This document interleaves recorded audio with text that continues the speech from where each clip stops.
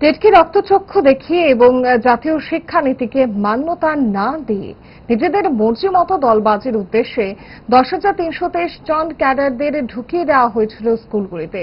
শুক্রবার 5টি স্কুলের নতুন ভবনের দ্বার উদ্ঘাটন অনুষ্ঠানে এ মন্তব্য করলেন মন্ত্রী সুশান্ত চৌধুরী। দেখেছিলাম বিগত সরকারের আমলেও যে বিল্ডিং উঠেছে কিন্তু শিক্ষক স্বল্পতা রয়েছে।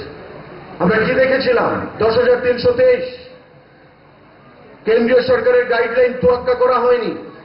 টেট বাধ্যতামূলক ছিল, সেই টেট বাধ্যতামূলক রক্তচক্ষু দেখিয়ে সেখানে কেন্দ্রীয় সরকারের যে গাইডলাইন সেখানে মান্যতা না দিয়ে নিজেদের মর্জি মতো দলবাজির উদ্দেশ্যে সেখানে ক্যাডারদেরকে ঢুকিয়ে দেওয়া হয়েছিল স্কুলগুলোর মধ্যে। এটা অধিকাংশ ক্ষেত্রে আবার এমন অনেকও ছাত্রদের শিক্ষকরা রয়েছেন যাদের যোগ্যতা রয়েছিল, কিন্তু আজকে কি হলো, যারা যোগ্যতা রয়েছে তারাও বঞ্চিত হলেন, আর যারা যোগ্যতা সেদিন দলবাজি করে ঢুকিয়ে দেওয়া হয়েছিল তারাও বঞ্চিত হলেন। যেটা আমরা দেখতে পাচ্ছি পশ্চিমবঙ্গের ক্ষেত্রে 26,000 টিচারকে সুপ্রিম কোর্ট সেখানে টার্মিনেট করার নির্দেশ দিয়েছে।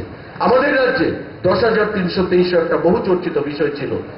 আমাদের সরকার আমরা চেষ্টা করেছি মাননীয় মুখ্যমন্ত্রীর নেতৃত্বে, কিন্তু পরিষ্কারভাবে সুপ্রিম কোর্ট বলেছে এটা শিক্ষার ক্ষেত্রে এটা কোনোভাবে মেনে নেওয়া যেতে পারে না। ফাস্ট ফুড তো ফাস্ট লাইফ এর একটা পার্ট, সো প্রবলেম তো হবে, বাট আমার সলিউশন তারা 5 দশক ধরে গ্যাস, অম্বল ও পেটের সমস্যা একমাত্র সমাধান গ্যাস নল।